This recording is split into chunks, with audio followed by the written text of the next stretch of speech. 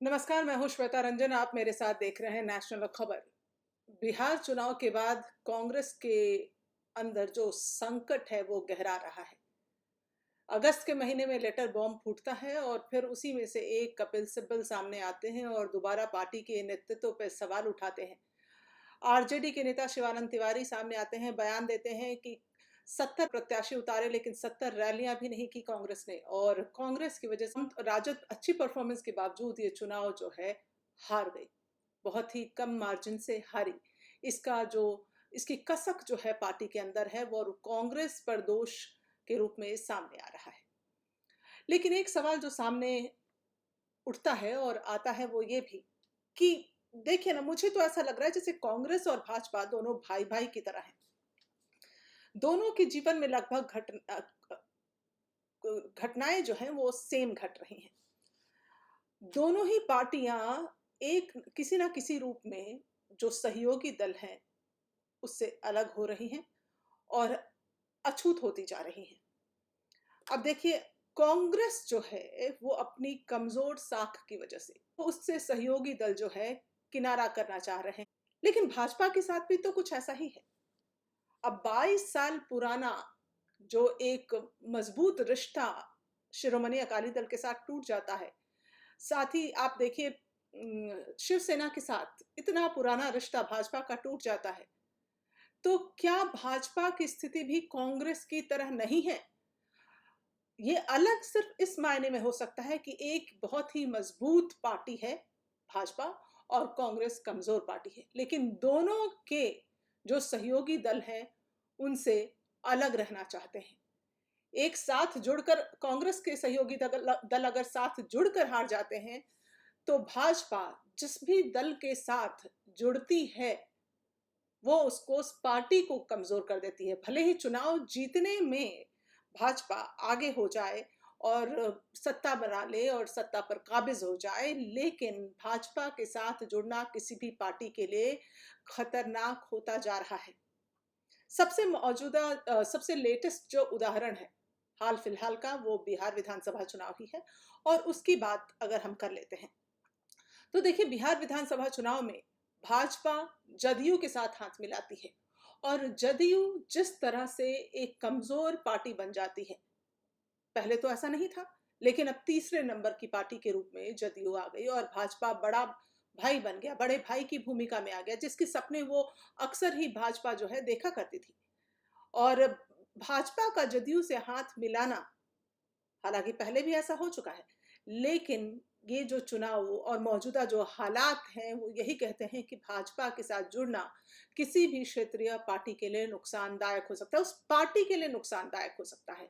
आप चाहे सत्ता तक की सीढ़ियां चढ़ जाएं, आप सत्ता पर काबिज हो जाएं, आप सरकार बना लें जैसा नीतीश कुमार ने सरकार बनाया, लेकिन नीतीश कुमार का सरकार में भी आना, मुख्यमंत्री के रूप में आना, कितना जो अंदर की बातें हैं वो यही है कि वो असहज महसूस कर रहे हैं, क्योंकि उनको पता है कि जो मंत्रिमंडल होगा वो किस तरह से, कितने किसके नेता होंगे और क्या कौन सा मंत्रालय भाजपा खुद अपने पास रखेगा, जिसके लिए हमेशा ही आकांक्षाएं रही हैं भाजपा की।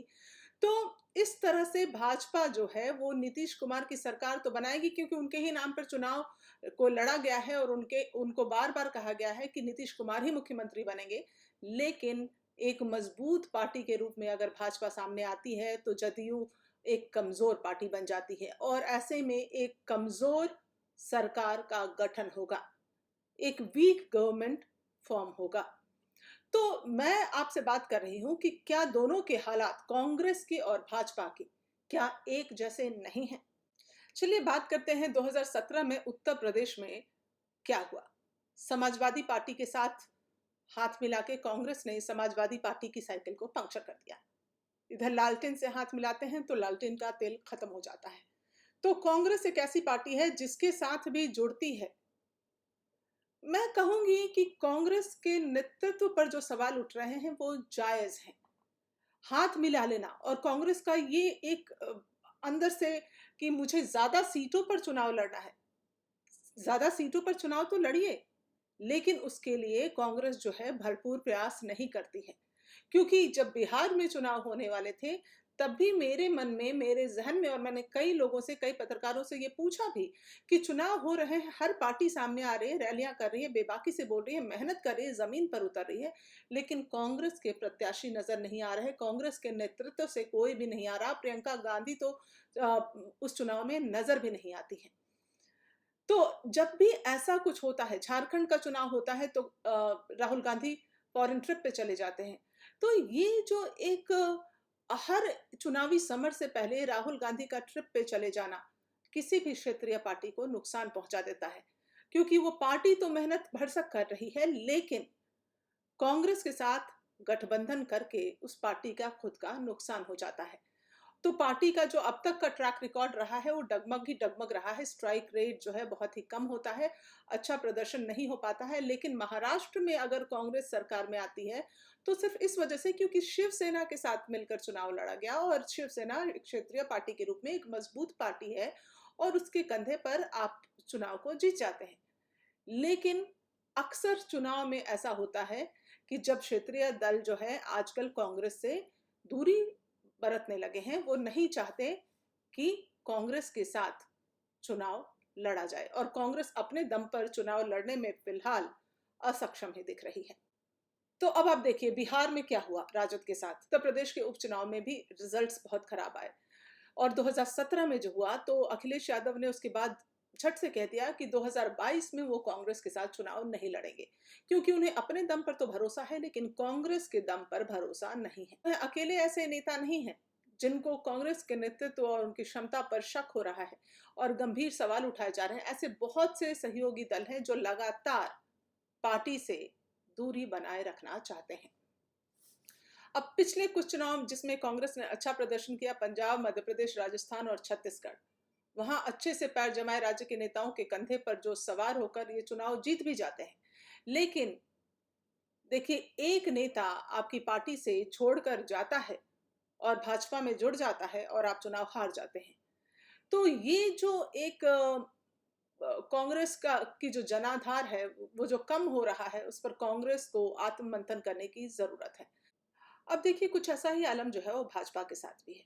जो सहयोगी दल हैं पार्टी से, भाजपा से विमुख हो रहे हैं और कोई भी भाजपा के साथ जुड़ना नहीं चाह रहा है। महाराष्ट्र में शिवसेना, बिहार में जेडीयू, असम में एजीपी, सबका क्या हाल है? बीजेपी से जुड़ने के बाद सबका हाल लगभग यही है। तो शिवसेना जो है एक क्षेत्रीय ताकत हुआ करती थी, उस स्थिति में आ गई थी जहां बीजेपी बड़ा भाई बनकर उससे ज्यादा सीटों पर चुनाव लड़ने लगी थी। तो बीजेपी के साथ दूरी आ जाना, शिरोमणि अकाली दल के साथ दूरी आ जाना, भाजपा का भी आलम यही है। सिर्फ यही है कि उसके सितारे बुलंद हैं और कांग्रेस जो है राजनीतिक पतन की ओर जा रहा है। लेकिन अगर मैं ये कहूं कि भाजपा के साथ हाथ मिलाना एक दोधारी तलवार है, तलवार जिसके दो धार। कैसे? तो अगर आप जीतना चाहते हैं तो आप उसके साथ गठबंधन करेंगे, लेकिन अगर आप गठबंधन कर लेते हैं तो आपकी राजनीतिक जो पकड़ है अपने क्षेत्र में वो जरूर कम हो जाती है। तो 22 साल के बाद राष्ट्रीय जनतांत्रिक गठबंधन से जिस तरह से शिरोमणि दल अकाली दल अलग होता है, तो ऐसा लगता है जैसे किसी तरह बीजेपी के हाथों जो है जो सहयोगी दल है वो ठगा हुआ महसूस करने लगे हैं। बीजेपी का जो एक बीजेपी के भीतर का जो अहंकार है और सितारे बुलंद होने के कारण अक्सर ये आ जाते हैं। अहंकार का आना स्वाभाविक होता है, लेकिन ये जो अहंकार है उसके कारण पार्टियां, बाकी के दल जो हैं वो दूरी बनाए रखना चाहते हैं। अब जो क्षेत्रीय पार्टियां हैं वो नहीं चाहती कि उनका जनाधार बिखरे, उनका जनाधार टूटे। उनका जो सियासी वजूद है वो चाहती हैं बना रहे। लेकिन अगर आप चाहते हैं बना रहे तो किसके साथ आप गठबंधन करेंगे? दोनों जो देश की बड़ी पार्टियां हैं, कांग्रेस और भाजपा, दोनों के साथ जुड़ना खतरनाक है और पार्टियां नहीं चाहती कि दोनों में से किसी भी तरह किसी के साथ भी हाथ मिलाए।